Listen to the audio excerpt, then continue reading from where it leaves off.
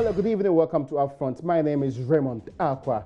Tonight on UPfront, we will seek to interrogate the claims and the counterclaims about a possible plan or plot to destabilize the state. Some Ghanaians are standing trial for that particular claim. There's been some ammunition retrieved from their residence. There's dispute about whether or not this belongs to them, and that government is more likely to escalate the charges on the said people from what used to be an attempt to manufacture or manufacturing of arms straight to treason. We'll be interrogating whether or not there is any of such decision happening now, and whether or not the grounds is fertile for anything of such sort. First, let me get to the phone lines, and I appreciate this because two things have been happening. People with our expertise in the operations of the military have been speaking, but tonight I have an array of competent brains and hands, former military people who understand what it takes to put this thing together to be on this particular show today. First and foremost, let me go to a Deputy Minister of Defense. This Deputy Minister of Defense is a former captain of the military, and the Deputy Minister of Defense joins us on this line now. Captain Derek Ojo, retired. You're welcome to UPfront. If you can hear me, Major Derek Ojo, retired. Yeah, I sure should be able to have him in a second on the phone lines, but also joining us on the phone line is a former captain of the army who has very interesting development when it comes to 1982 and what really happened when the seeming takeover was supposed to happen, 81 specifically. If you can hear me, Captain Budukumsin, if you can hear me. Yes, I can. Good evening. Good evening to you too. I hope you are doing well this day. Yes, I am. So, thirdly, the ammunitions you saw being displayed by government, the things that has been denied by the people who are alleged to be possessing them. In fact, we are being told that they may escalate the charges on them to treason. When you saw that, mindful of your experience, and I was talking about what you did in 81 in your quest to prevent the 31st December coup, are these enough or preparatory grounds for anybody to be able to destabilize the state? Well, let me say good evening to our listeners. It's quite difficult to say, but I look at it as it's preparatory. I would say it is preparatory. And on the surface of it, it may look funny that a few pistols and kitchen knives and all these things, these are all diversionary things. Because acquiring these weapons to start any coup is not so difficult if you know where to get them. And you realize that I was not so interested in these civilians who have been named as to who are the military guys behind these things. And the names that are popping up, or the people that are popping up, makes me think it's a more serious thing, because they will have access to better weapons. I see these guys as the front people trying to recruit and mobilize people and all these things. And I think it's credible. I mean, you see, first, we've had rumors and written reports on rumors of dissident or I will call them dissatisfied groups, right, having meetings in all the known places. Like this next door is a popular place for people to start talking to the extent that they'll be meeting even in Staff College, Kofi Annan College, Air Force Base. It's all over the place. It's normal to have dissatisfied groups of people. But how long will you be watching them? And then normally these dissatisfied groups will morph into a dissident group. This dissident group will then grow into coup plotters or coup makers. So I would think that it's a judgment call the security agencies get if they have followed them for 15 months. And as for the pistols and the kitchen knives, I think it's just a window dressing. Because, look, a short while ago, we had a report that a soldier had reported that a whole magazine on his, whether it's AK-47 or whatever it is, with 20 rounds has gone missing. It's a very strange occurrence. Again, very often we hear police people have been attacked, guns have been seized or stolen, police people report their weapons missing. These are all telltale signs. So I wouldn't downplay what happened. Like you said, I've had quite bitter experiences confronting coup makers. I confronted 15th May, the failed attempt. I fought through June 4th. I fought through 31st. And they all start pretty funny, you know. And the pity is the reaction of government troops. Once these dissidents start, the reaction of government troops to put it down is pretty slow, and the resolve tends to crumble quickly. So if I were in any serious position, I would rather see that it doesn't start in the first instance. So if, therefore, the security agencies made a call to nip it in the bud, I wouldn't downplay it at all. And it's instructive to note that you were on the other side when it comes to May 15th in 1979. Indeed, you were also on the side of the then government troops in 1979 on June 4th. Fast forward to 81, you're also on the side of the government troops in this particular case. Is there something we can learn from those three different experiences? Two, during the time of a military government and another military grouping seeking to take over, and the other one during the time of the Liman administration. Are there any specific signs that are similar to what's happening currently? Yeah, I mean, like I said, it starts with these dissatisfied, disgruntled soldiers meeting and they psych themselves up. You know, the dissatisfaction magnifies itself in their minds, and they become so bitter and they lose reason. And I have always said that no matter how improbable it looks like a coup can happen, nobody can prescribe it. I have been warning and sounding this warning signal, and some people have described me as a dinosaur living in some stone age. But it's because of what I have seen. You see, and my fear, having fought through these three coups, is the lackadaisical or very slow reaction of government troops to stop it. Okay. And you see, once the first shot has been fired, even the initiators of these coups cannot even predict exactly how the end will be. Even if they fail, they would have caused so much consternation and mistrust in the systems and all these things that the results are just too bad in this day and age to allow it even to start.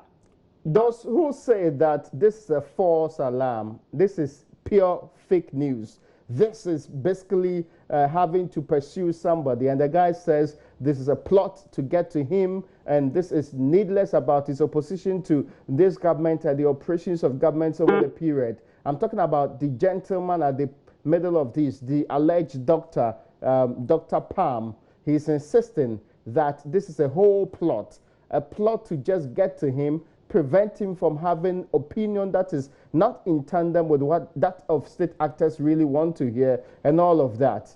But there's a question which is at the center of all of these. Have we developed a democratic practice beyond the possibility and the reasonability of ever having the state thrown out of the air or people seizing the reins of power? I don't think so. I don't think our structures are that solid. Our structures are still quite fragile, I would say. In as much as it will be more difficult than those old days in capturing a government, still, you see, it's just a matter of disrupting or destabilizing the system. Especially more so that at the moment, our society is so polarized. You see, it is mind-boggling. It's almost 50-50, NDC 50, NPP 50. No matter how improbable it is or how negative it will be, should it ever be possible that somebody could start something and we are not able to put it down within 2 hours or 3 hours, I bet my bottom dollar some sections of Ghanaians will go out on the street and start jubilee. And that is where you have the problem. Now, would the government just go on the street and shoot all of those guys? The whole idea is to stop it from happening. Secondly, this guy who is at the center of this whole thing, does anybody expect him to say that, yes, I was planning something? Now, the next question I ask is, how important is this individual? I don't know. How really, really important is this individual and with his own opinion that the government will plot to arrest him, to prevent him from having his own opinion? Okay. If it hadn't been for this thing, then a lot of us wouldn't even have heard his name. Who the hell is he? I get your point. And for those who claim that it is a storm in a teacup, I beg, how many of them have actually ever confronted a coup in the making? How many of them will actually stand if there is firing? How many of them have even seen from a distance something like this unfolding for them to make that judgment call? I tell you, even soldiers, 90% haven't seen a coup in the making before. 90, I tell you, on authority. Okay. Now, the question I'm asking is also, and I'll be bringing in a second, if you could indulge me, I'll bring in your colleague, former military officer, who is Captain George Infojo. He was also a former member of parliament of Ho Central. He was very active during the PNDC days. But before then, my question to you is the handling of this matter now. How different is it from how we approached May 15, 1979, June 4th, 1979, and also 31st December in the year 1981? You see, the days you mentioned, those days, these coup attempts were quite rampant. Okay. So it actually didn't take anybody much by surprise. Although 15th May actually took some of us by surprise. I was the adjutant 5 battalion, but I am aware that the military intelligence was on top of it, to the extent that Major Wachija, who was supposed to be the co-conspirator, actually skipped. He failed to stay at his place, and the whole plan unraveled from the beginning. So the military intelligence was on top of it. My fear and my prayer is that because we haven't had a coup or a coup attempt or any adventurers going crazy and doing those things we used to do those days for about 30, 40 years, maybe our senses are being dulled to the extent that we will think it is improbable and we will lower our defenses. That is the fear. And I am happy that at least the security agencies haven't lowered their guard. If the totality of the public would even lower our guard, the security agencies seem to still be on their guard. And I'm happy. It's a good sign. And I would err on the side of caution rather than to be foolhardy and say it won't happen and stick my head in the sand. Let me, if you could indulge me, give me a second. Sure. Let me speak to Captain George Infojo, retired. He's actually a former military officer. He was very active during the PNDC period. And Captain Infojo is also a former member of parliament for Ho Central. Welcome, Captain, to UPfront. Thank you very much, my good brother. Is this, from where you sit and your experience in military operations, a storm in the teacup? Hello? Captain, if you can hear me, my question yeah, you were is, asking whether it was a storm in a teacup. Yes, sir. Well, that's the way it looks, because when you look at the weapons, which are not tested weapons, you know, they are blacksmith weapons. And then they mentioned the military, you see, also being involved, some soldiers being involved, and yet the weapons are all crude weapons, and those that are real magazines too are without their weapons. You know, and I also saw something like a smoke grenade, green smoke grenade. So I don't know. Well, maybe they have other things that they haven't shown us, but a coup is always a surprise. So if it is true that people are preparing, then maybe it's the court that will prove it. Now, the question that has also been asked to those of you who say on the face of it, it doesn't look like anything serious. It's pretty much so. They say that all that's required and what you see as the ammunition there is all that's required to take over the armory of the Ghana Armed Forces at any relevant position. Then after that, they have enough arms to carry out their duties. Do you think this is a plausible plan? No, even before you take over any armory, I mean, you don't go with this toy kind of weapons, crude weapons, allegedly manufactured at Alabano and so on. I don't. Well, like I have just said, David met Goliath, with a sling. So it depends on what evidence these people have.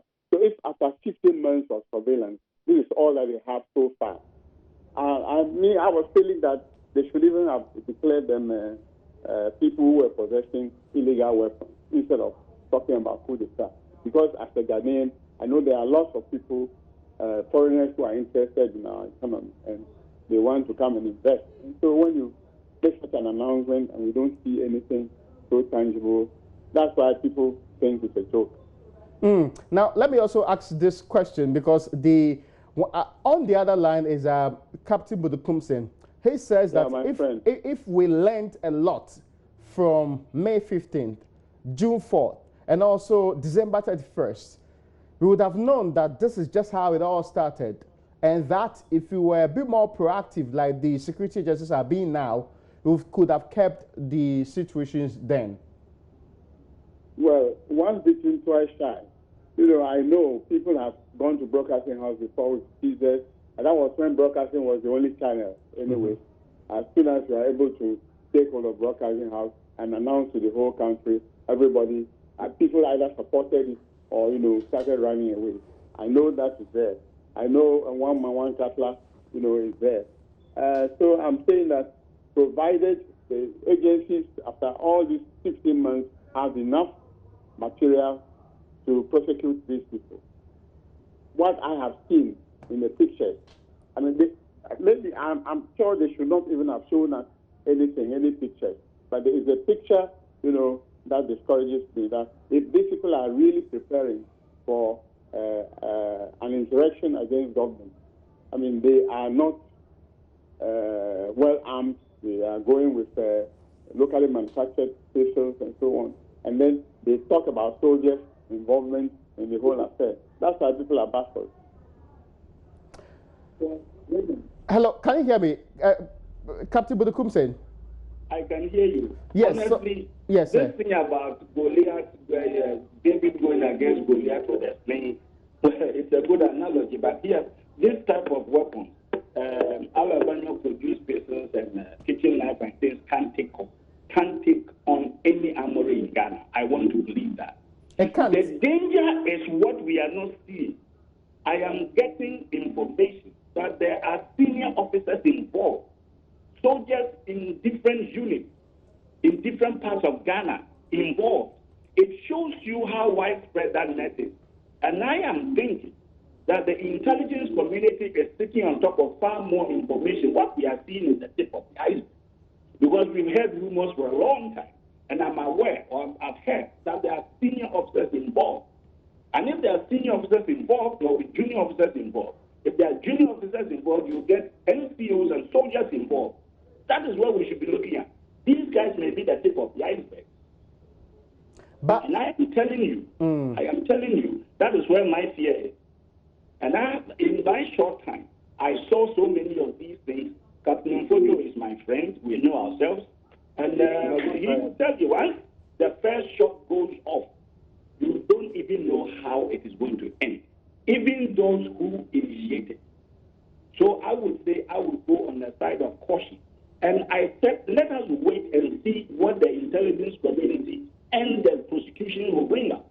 Because I suspect there is more to this thing than what we are seeing as Alabama pistols and kitchen knives going to take on an armory. If they could succeed, we should all run away from Ghana, because I can still vouch for the Ghana Armed Forces. Nobody can take them on with Alabama pistols and kitchen knives. But we have inside soldiers, well-trained soldiers, just like us, just like their colleagues. Some might even be in command. That is where the danger is. Is it surprising that the names of these military officers have not been made public if they indeed do exist? Is it surprising? It is not surprising at all. From what I know from military intelligence, it is not. It will come in due course. You see, because of the way I have seen it, because of the way the thing is widespread, it looks like they are looking for the extent of the network. It looks like they are looking for the extent of the network. That is why the military is reticent in coming out with a full list. The interesting part in all of this is that, well, the indication we are being given is they were first taken to court on conspiracy to commit a crime and to wit manufacturing of arms. That sounded like an innocuous charge, mindful of how grievous the offense is. Now we are being told there's a possibility of this being escalated to a bigger, what they call a charge, like treason, which is first-degree felony. Is there a problem with the management of the information and how it's being put out there, which is creating some skepticism in the minds of the people? Well, I've always had a problem with how the security agencies brief us. You see, we all watch TV. When there is a mass shooting or a big incident in the U.S. or in Europe, you see the police people will come and give us continuous briefing. They won't give you everything, but they will give you enough to make you aware that they are working and to reassure the public. In our side of the world, information is so scanty that the security agencies do not carry us along with them. So we are allowed now to speculate. And you know how we speculate, especially ill-informed people. You see, you know how we speculate. We speculate like experts. And our speculations, what we speculate become facts to ourselves. You know, so I always have a problem with how the security agencies carry the public along with them on unfolding issues. Okay, now maybe they should give us more. Maybe they should give us more. Who knows? On the other line, Captain Fojo, do you agree with the thought that it is because of how the information is being delivered to the people, that's why there is a lot of pessimism about whether or not this is real or fake, or this is just a figment of somebody's imagination? You see, I feel it is that if after 15 months of surveillance, this is all the information you can give us now, and if it's a conspiracy, the other conspirators are not being seen. It is only these 3 people that have gone to court and so on. So I don't know what they've achieved in the 15 months. I think that they need to do some more investigation. One more thing, though. We are told, as you have heard Captain Budikumse put out there, that there's a lot more senior officers of the military across the country who are allowed to be involved. They are unraveling their entire network. That's why we are basically where we are today. Well, then they should hurry up with it, because we are interested in knowing, the truth. And would you think that, but for they finishing that particular network discovery, it would have been more important for them to do that before coming out? Say again? I'm asking whether you think that they should have waited for all of that discovery to be done before coming out with... Yeah, that's what I'm saying. That, we are not convinced. You see, the general public is not convinced. We are not saying that it is not the truth, but we are not convinced about what they have shown us so far. That's all I'm saying, that if it took them 15 months to prepare, and this is all that we are seeing, it is now that they are trying to get other people involved, then I don't know what they want us to believe. Now, Captain Fojo, you have been a member of the PN, you have been with the PNDC before. You handled press engagements with them for some time. There's a question that's relevant now. As we see today, after so many decades, after so many years of having to practice multi-party democracy, is it inconceivable? Is it something that can never happen? There are a couple of people who will try to overtake the government and through ways that are not constitutional. You see, why did the PNDC stay in power for that long? It was because we were preparing the democracy institution, so that when we start our democracy, these interventions will not come. Okay. I remember Ronnie said, my coup shall be the last coup in Ghana. And in fact, we have kept it. And we weren't expecting anything. And the soldiers respect Parliament a lot. if Parliament is running well, if Parliament is not one-sided or slanted, soldiers believe that parliamentarians will say it for them. So if anybody has the mind, of doing a coup, maybe it is because they are not finding things right the way they want to see. So that is what we have to do. We have to rise. The economy needs to be straightened so that nobody has an excuse, to feel like coming back. Today, is the grounds fertile for a coup d'etat? I cannot tell you. We are all in the country. When the people, I believe, when they come on trial, they will start, revealing the reasons why they want to take this action. If this is true, so we'll see. You have been a member of Parliament. Are democratic institutions really working? Somehow, you and I know that things are not going right.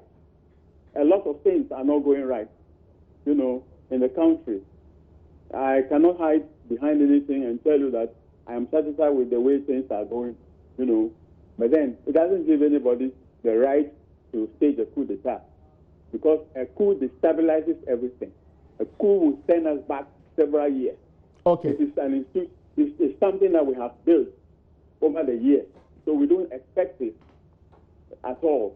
So those in power should also make sure that the way they go about things does not attract people, to think otherwise. Let me do some comparative work here. Are we back to pre-1981, 31st December? Are we back to the circumstances that actually gave birth to the 31st December uprising? Well, we cannot compare the two, but I think that... Because there was a constitutional government then, Liman was the president of this republic, constitutionally elected, like yes. Now. Yeah. Yes, like now, there is a constitutionally elected president. Yes, like now. There were complaints of corruption then. There are complaints of corruption today. That's the way it happened. But you can't compare the two. Until that's what I'm saying, that let them go to court and say whatever they have in mind, why they wanted to take this action, and then we'll all know. Now, I know you disagreed, and forgive me, Captain Budukumsen, I know you disagreed with the 31st December uprising in all of its forms, but are the conditions existing in the country today giving reason for people to think in the light of having to overthrow the government? I can't see how we can even compare the two. It's like day and night. There's so much no, I don't think so. I don't think so. It must be some people in some twilight zone thinking so. Because how many years now? 30-something years? 40 years? I don't know. And how bad is the situation? Okay. And how bad has the situation gotten over the last 2 or 3 years, over the previous 8 years? For some people to be so frustrated and angry that now things we can't even breathe. Spare us. Even the 31st coup. Okay. Even the 31st coup. What was the real justification for that coup? If it hadn't been for personal sentiment. If it hadn't been for personal sentiment. I tell Captain Fodo, I fought the June 4th with back and forth. And we were all in the AFRC at the headquarters, and it was decided enough was enough. Why is it that almost all the perpetrators of the June 4th were out, and just a few people banded together to destabilize the whole thing again? And how far did it bring us from 79 to 92? Or 81 to 92? How far did it bring us? It sent us way back. If anything, we should be more angry. We should be more angry with any funny thinking person who would think that in this day and age, you will stage a coup and it will be beneficial. If anything, I see people very, very angry with individuals. Okay. I see people trying to just destabilize the system, set up something in motion so that momentum will set in, and they don't even know the end of the issue. That is why I say I will create this storm in the teacup any day to stop it from starting. Because once it starts, and I'm telling you, it is, in fact, the 31st coup, I called it a ghost loop. we saw it unfolding so slowly and so painfully, we couldn't stop it. It was even worse than it was a slow. So I don't want anybody to belittle anything and say it is premature. Do those saying premature, do they know the mature line? Has any of them actually been involved in any of these coups? Actually fought it to tell us that it is premature? Give us a break. And I'm very grateful to you, Captain Budukumsin. Captain Budukumsin, as he has very much enumerated, fought on the side of the state in 79, actually fought on the side of the state when it comes to May 15, both in 79 and June 4th, and also when it comes to the 31st December, what they call it, overthrow of the Liman government. He was also on the side of the state. We are seeking to map out carefully from those who have experience and competence in how to deal with this particular issue. We are seeking to understand whether or not we have a real or contrived situation on our hands on this alleged coup plot. We're seeking to understand from people who have been involved in actually organizing some of these coup d'etats, conceiving it from the beginning, and also making sure that it is delivered as happened in May 15, as happened in June 4th, as happened in the year 1981 on the 31st December. Now, thank you so much, gentlemen, but let me move on to a man who is in government and understand some of these things from the security and intelligence point of view. Major retired Derek Oduro, he's a deputy defense minister. Major retired, you're welcome to UPfront. Yeah, thank you very much, Raymond. So, I know that you've been in the military for some time. I know you have so much experience. I know you're also in government. What is it that we don't know as people in this republic that we are so doubtful about this alleged coup plot that it is shockingly the case? And people are mocking it with alternative plots. In fact, they're actually putting out kitchen implements and saying that they can also use those things to orchestrate or put together one overthrow of government. Are we trivializing a very important matter? Yeah, Raymond, thank you very much and good evening to our listeners. What we are contemplating now, and the way people are calling me, interviewing me as to what is happening, some people have been arrested, some say it's an attempted coup, some say it's subversion, some say people wanted to create a situation, a chaotic situation in the country. Raymond, what we are saying is that for about 15 months, since June 2018, we had a hint that some people are putting things together to destabilize this country. And therefore, they want to solicit assistance from the military. They consulted a number of people in the military. They put together, they had series of meetings at so many places. They tried organizing weapons. They tried buying weapons, even through the soldiers, giving out money for them to procure weapons. They even test-fired weapons at the beach where they were arrested after 15 months of tailing and monitoring. The security agencies have come out with all these reports, and then they've arrested some people. Now, the investigations are not yet completed. They have been put before court. Court has put them behind bars, or waiting for the completion of the investigation before maybe they embark on the full trial of the people to determine what they were using the weapons for. What is the meaning of organizing soldiers to come and assist you to do what? To go to market, to go and farm? The weapons that you've acquired, the weapons that you want to procure by buying, giving out money to soldiers to go and get them for you. What do you want the weapons for? Why do you go and test weapons at the beach? All these things, security agencies have been able to come out with all. And therefore, it is the court and then the people who have been charged to explain what they want these weapons for, why they are recruiting people, and what do they need them for. All these things supposed to be explained at the court by these people. Raymond. I get your point, and Major, the only difficulty people are having is that, first and foremost, the kind of weapons they have seen, they look more like weapons that are not qualified for any major insurgent action, that an insurrection of this sort will come from much more competent weaponry, and that these ones are not so much the kind that we have historically seen being used for actions of this sort. Now, you make the point that the weapons were being tested and being tested at the beach. Were they being tested by these civilians that are being put before court, or they were being tested by 7 officers of Ghana's army?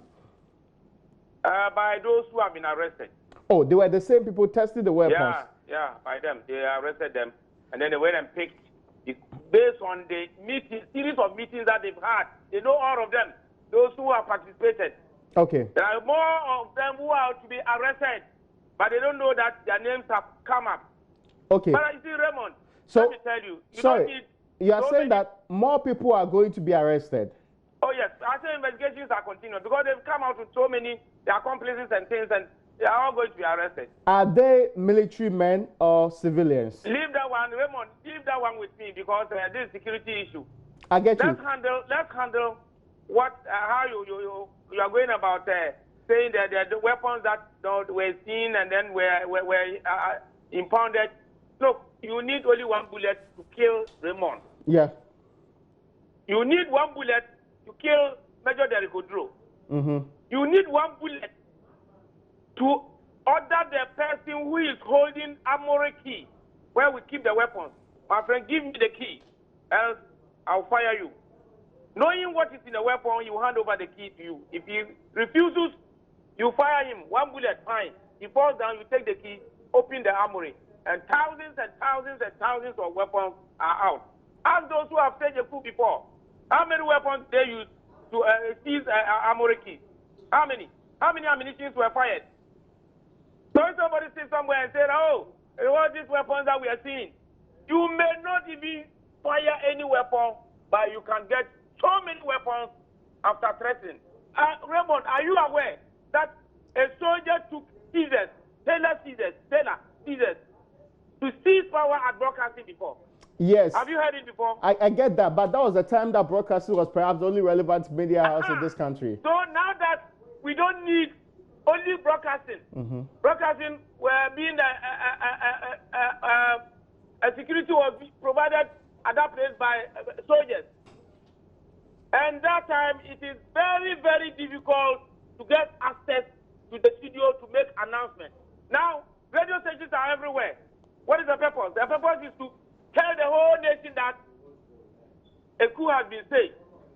All those who are needed to report themselves to the nearest police station or to the headquarters of the coup makers. So that is all that they need to say. They need to tell the whole nation that the constitution has been suspended. And this is what we don't want to hear again. That the constitution has been suspended. That's the first announcement that they will make. Now, that the government has been toppled. And then the constitution is suspended. Curfew has been imposed. Now, Major Derek to take a coup. Okay. Now that all over the place we have radio stations where announcements could be made. So people are saying that, oh, now radio stations are abundant everywhere. They are all over the place. So why should somebody go? Oh, it's good. It's easier for them to get a place to make announcements. So all that we need to do is to make sure that, Raymond, I don't think you want to hear that at dawn somebody has staged a coup and announced that we are all under curfew and nobody can move out within a certain period of time. Okay. The coup is in place. I don't think you want to hear. No Ghanaian, no meaningful Ghanaian, unless, of course, you just come out from the blue kiosk or you are just coming back from the toilet where you say that, oh, yes, I want a coup to happen. No, nobody wants that way. That is to happen again. We want peaceful atmosphere We want democracy to triumph. We want ballot change of government through ballot box and not through the barrel of a weapon. The Constitution has clearly stated that if you even stage a coup and you are successful, you will by all means be tried and be punished. You can't get away from staging a coup and say, oh, I have handed over. No, you will be tried. You won't get any Chief Justice to come and swear you in. No, you won't get. Nobody will do it. And if you do it, that one, you swear in any Chief Justice who swear in any coup maker, you also have yourself to blame. So who will you get to come and support you from Bema camp that you want to stage a coup? Unless those who are not thinking so fast, unless those who are happy, unless those who are not level-headed, they will say they want to go and support you to stage a coup. So you make any attempt, you'll be arrested. All those that you go and contact, get acquaintance with, to support you, my brother, you lie. You'll be arrested. Because soldiers have learned, soldiers have known that it is not in the interest of the nation to stage a coup, to subvert the Constitution, to overthrow the Constitution and put the country backward. Nobody will do that. Soldiers are wide awake. If you make any attempt and you want to become the president, through that, you will find yourself in prison as these, my friends, now find themselves. Okay, now let me get this clarified. I've just spoken to Captain Budukumse. He is of the opinion that there are senior military officers who were equally either being questioned or being interrogated or being, if you like, being investigated over this same matter. And this is not senior military officer corps that's in one area. They are across the country. And that as we speak, we've not been able to unravel the entire network of the grouping seeking to embark on this insurrection. Is this intel founded? And what exactly is being done? Raymond, I have already told you that these people entered barracks to solicit for assistance. They got some people to aid them. Now they found themselves behind the bar. So let's leave it there. As to whether they aided them, as to whether they supported them, you will get to know in due course. There's a question about whether we are safe. There's a question about whether we are on top of this matter, whether we have a fuller appreciation of the scale of this particular problem.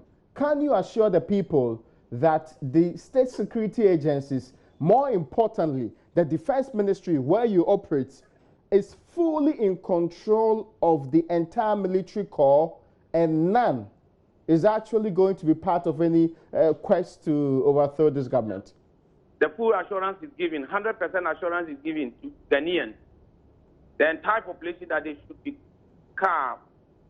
We started telling these people 15 months ago. We knew they couldn't do it. That's why we allowed them to go all that length, and then at the appropriate time, we apprehended them. So there is no fear. There shouldn't be any panic whatsoever. That we are on top of all issues. There's also a suggestion, forgive me, there's also a suggestion from the former military people who believe that government might have acted in a rushed manner and that it was a bit premature coming out with statements and seeking to do prosecution first on the manufacturing of arms when what your main target is treason or all its related effects. Do you agree that government acted in a rushed manner? Raymond, you are not coming clear. I'm asking the question. There are those, your former colleagues in the military, who have competence in this particular field.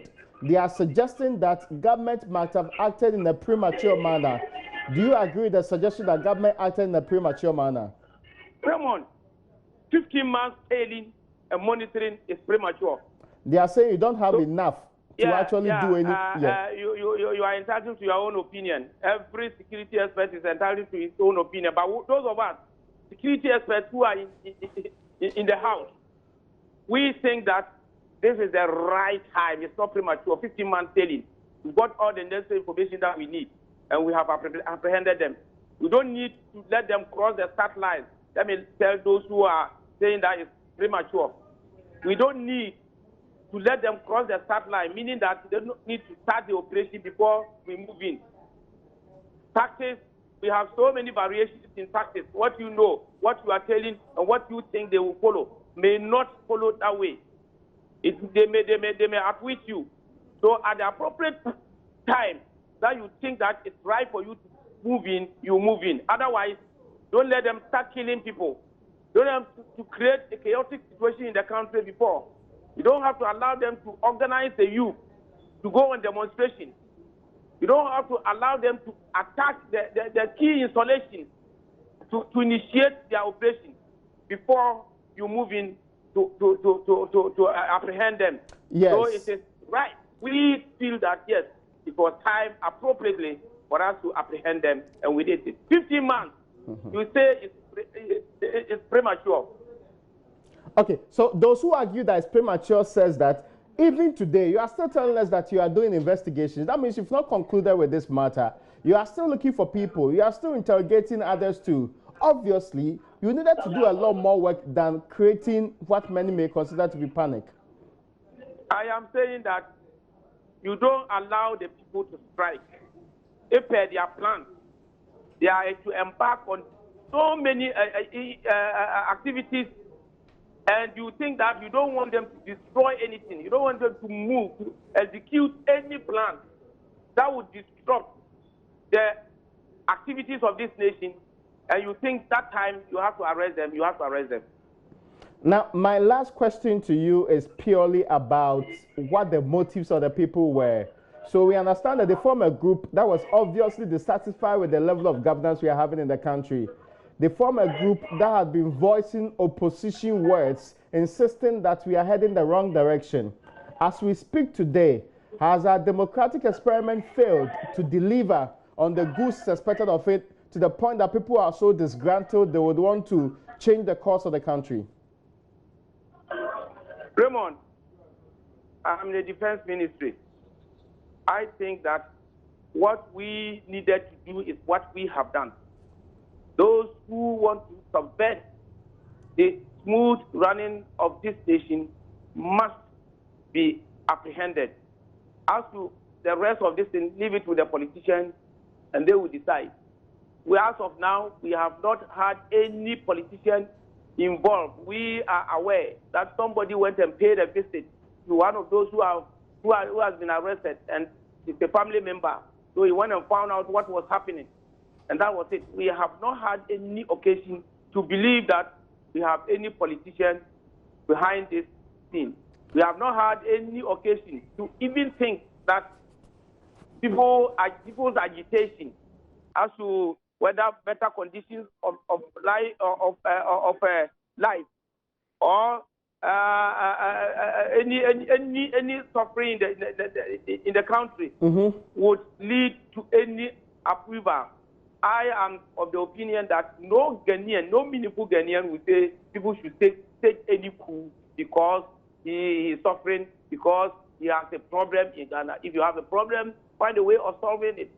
Democracy is now prevailing, and therefore that is what we think. As for the security agencies, they have done their part. It's left with the law enforcement to also do their part. That's all. Now, the last question I have for you, and maybe Major Director Joe, this will be the final time we speak on this particular matter. The last question is more related to what's going to happen going forward. Are we going to get regular updates as to whether or not the military has been purged completely of people with similar thoughts, or we're just going to leave it with the civilians? Of late, those who attempted coup were apprehended. It came to some period that now nobody heard about those coup attempts. This time, anything at all happening in the country, if you are not very careful, it will be on the news. And therefore, to avoid fear, and panic. It is the responsibility of those who are in charge of security, those who are in charge of getting information across to the people to let the people know what is happening. So it was appropriate that the communication, the information minister put this thing up for people to know what is happening so that nobody would go and muddy the waters and come out to say all sort of falsehood for people to be panicking all over the place. So what has been done is that anytime there is any need for any information to be passed on to the people, it will get to the people through the appropriate quarters. And should we expect any military man to be put before court too? Oh, if you are found involved, if you are found to be part of the plot, why not? We are all Ghanaians. Do you expect a carpenter to be put before court in connection with this? Do you expect a farmer to be put on, before court when we find out that he is involved? Anybody at all, any Ghanaian at all who is found to have taken part in this one, in this issue, will be put before court, not only soldiers. If you are a doctor, we are saying that even a doctor is involved. If you are a farmer, if you are even a nurse, if you are anybody at all, a Ghanaian or foreigner, if you are part of that issue, you will be put before court. Is there any process to court-martial any military officer related to this matter? Court-martial is a court in the military. Yes. If we have any reason to charge any soldier for any offense that merits the person to be appeared before court-martial, we will do it. That is part of military tradition. I'm grateful to you, Major Derek Ojuro. I'm pleased that you joined us today, and thank you so much. I'm sure you've been very useful to our conversation today. Thank you very much. I'm there for you 24 hours a day. Knock at my door and I will open you. So you just heard the Deputy Defense Minister, Major Derek Ojuro, retired. He was giving us a brighter appreciation of what's really happening in the military. And let's not forget, we've been told that there are military men part of this particular circle that was supposed to destabilize the country. 2, there are military men who are contacted, and indeed there are military men who are perceived to have provided some aid. Indeed, in the words of Captain Budukumsen, there are military men across the country at higher ranks, senior officers, who might be controlling junior officers and non-commissioned, officers too, in this particular plot to destabilize the state. That's why we sought answers from the Defense Ministry. And you heard the Deputy Defense Minister. Well, that's where we tie the nice ribbons on today's edition of UPfront. My name is Raymond Akwa. Many thanks to you for watching.